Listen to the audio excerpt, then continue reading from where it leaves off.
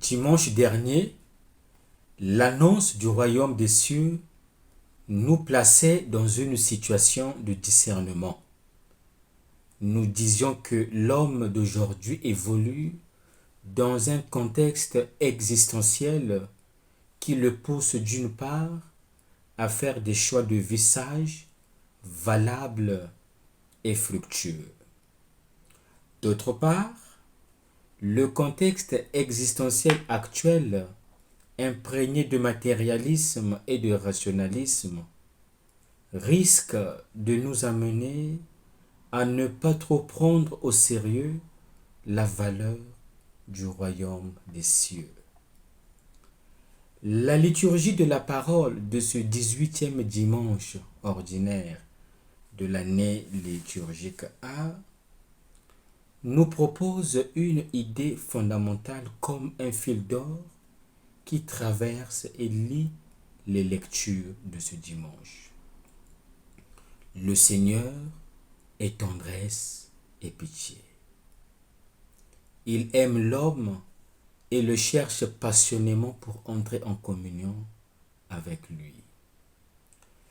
Le premier à nous introduire dans cette thématique est le prophète Isaïe. Pour comprendre cet extrait du Deutéro-Isaïe, une mise en contexte s'impose.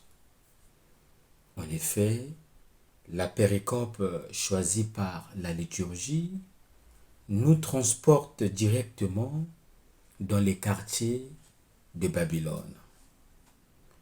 Le peuple vivant en exil se sent abandonné, affligé, comme un ver de terre et une larve, misérable, pauvre et démuni. Un peuple méprisé, saccagé et captif. Un peuple sourd et aveugle, têtu, rebelle et infidèle, responsable de fautes graves. Le Deutéro-Isaïe devient alors, pour les déportés de Jérusalem, une annonce d'espérance en une vie nouvelle. Le Deutéro-Isaïe n'a pas son pareil pour consoler et encourager. Qu'attend le peuple pour saisir le salut à bras le corps? La voix de Dieu, comme celle d'un marchand ambulant, s'élève et déclare: Vous tous qui avez soif, venez acheter et consommer. Les images utilisées par l'auteur sacré sont familières et efficaces. L'eau, le vin, le lait expriment la santé et le bien-être. Ce sont des images qui renvoient à la vie, à la joie et à la prospérité. En un mot, ce sont des images d'une vie bien remplie. Posons-nous alors la question: quel message le prophète Isaïe nous véhicule-t-il? Dieu aime l'homme et va à sa recherche. Le Seigneur se montre bienveillant. Le Seigneur se montre tendre envers son peuple. Cette annonce d'Isaïe s'avère très significative et suggestive dans la perspective du passage évangélique, dans lequel sont présentées et résumées trois dimensions de compréhension: la dimension christologique, la dimension eucharistique et la dimension ecclésiologique. Commençons par la dimension christologique. Dans la multiplication des pains, Jésus se manifeste comme celui qui conduit son peuple vers une nouvelle relation avec Dieu. En plus, la dimension christologique est insinuée par des résonances de l'Ancien Testament. Le récit de la multiplication de pain fait écho au geste d'Élisée dans le deuxième livre des Rois, chapitre 4, versets 42 à 44. Élisée qui avait multiplié l'huile et le pain. Ce récit fait également allusion au don de la manne lors de l'Exode. Exode chapitre 16, verset 1. Dans le récit de la multiplication des pains, il y a une référence implicite à l'Eucharistie. C'est la dimension eucharistique de cet épisode. La signification eucharistique de l'épisode de la multiplication des pains trouvera dans le chapitre 6 de l'évangéliste Jean un développement plus étendu et plus approfondi. En effet, dans l'extrait de ce jour, on retrouve dans le récit les 4 verbes fondamentaux qui définissent la structure des berakas juives à l'occasion du repas. Prendre, bénir, rompre et donner. Cette relecture eucharistique du geste de la multiplication des pains est confirmée par le rôle actif que Matthieu assigne aux disciples de Jésus. Ils sont explicitement invités à nourrir la foule. Jésus attend de nous que nous prolongeons son action. Nos gestes de bonté multipliés permettront au ventre creux de reprendre courage, aux genoux flageolants de continuer la route.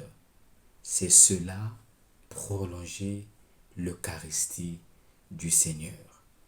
C'est aussi cela, vivre l'Évangile au quotidien. Enfin, la dimension ecclésiologique. Dans ce récit, l'Église est présente à travers 2 images significatives. Tout d'abord, le Seigneur implique directement les apôtres dans la cause et les effets vitaux du miracle. La deuxième image est le nombre 12. Les 12 paniers sont à mettre en relation avec le groupe des 12 disciples de Jésus. Ceux-ci sont à leur tour constitués en relation avec les 12 tribus d'Israël, comme noyau symbolique du peuple messianique convoqué autour de Jésus. C'est une image de l'Église qui apporte l'Eucharistie au monde. L'Église elle-même est fondée sur les 12. Quel est l'enseignement à retenir? La tendresse de Dieu s'étend à toutes les créatures. La première lecture nous a rappelé que Dieu parle et se comporte exactement comme un ami. Il se présente à nous comme un compagnon de route. Nous rejoignons dans les quartiers de notre existence et participant à nos besoins. En effet, dans le récit de la multiplication des pains, Jésus se révèle comme un Dieu tendre. Jésus vit une foule de gens et fut saisi de pitié envers eux. Posons-nous la question. Sommes-nous vraiment tendres? Aujourd'hui, demandons-nous sérieusement si nous possédons la vraie tendresse, c'est-à-dire l'amour respectueux, l'amour doux, concret, attentif, l'amour sensible, ouvert à la réciprocité, non avide, non cupide, non prétentieux, non possessif. Qu'est-ce qui bloque la tendresse de Dieu en nous? Parmi les différentes causes, on peut citer en premier lieu la peur de la réciprocité, la peur de l'autre. Une autre cause pourrait être la démesure ou le manque de mesure qui fait que la tendresse devienne sentimentale et donc ridicule. Enfin, une fausse idée de Dieu pourrait être la raison qui dénature notre façon de communiquer. À quoi nous convie ce dimanche? Aujourd'hui, nous sommes invités à faire un bilan. Sommes-nous des chrétiens tendres? Aujourd'hui, nous sommes invités à prendre conscience de notre identité chrétienne. Un chrétien qui n'est pas tendre est un monstre.